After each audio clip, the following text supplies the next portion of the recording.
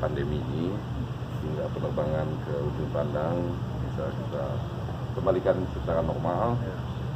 Dan juga tadi saya sampaikan ke Pak Gubernur beberapa inisiatif kita untuk rute-rute baru yang dari Makassar. Ini maksudnya adalah memang untuk secara berkesinambungan meningkatkan perekonomian dari kedua belah lokasi khususnya, dan kita bisa juga berkeinginan untuk meningkatkan kargo, Pak Gubernur ya.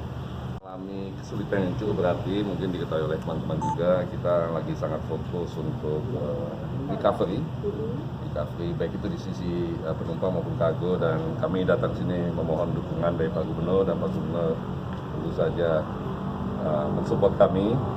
Kita juga sedang mendiskusikan kemungkinan apabila umroh nanti dibuka, kita bisa terbang langsung dari Makassar ke Tanah Suci. Kalau kondisi kargo dari Sumsel sendiri, Saya lupa, dari Makassar kemana aja? Balikpapan.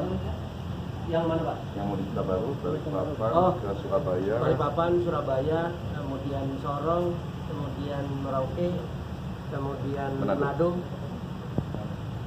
Gitu ya. Iya. Pak, apakah Kami menunggu persetujuan dari Kementerian Perhubungan untuk izin rutenya ya, dan harinya.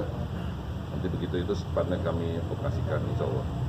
Apakah pertemuan ini juga terkait dengan kerjasama dengan pelaksanaan rapid test yang dilakukan oleh Garuda dengan dukungan Pemprov? Oh iya, kami terima kasih atas dukungannya dan berharap gubernur lain ikut mengikuti langkah Pak Gubernur. Harapannya berapa hari?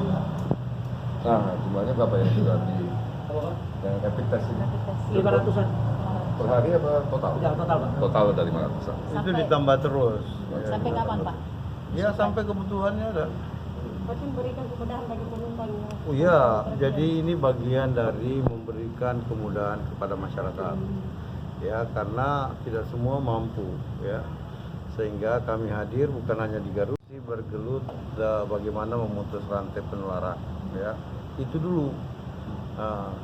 Jadi kita sangat apresiasi bahwa Presiden membentuk Komite Pemulihan Ekonomi dan gugus Satgas pencegahan ya COVID-19.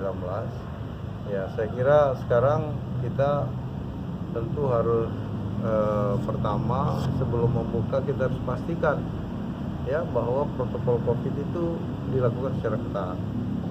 Sampai tahun depan ya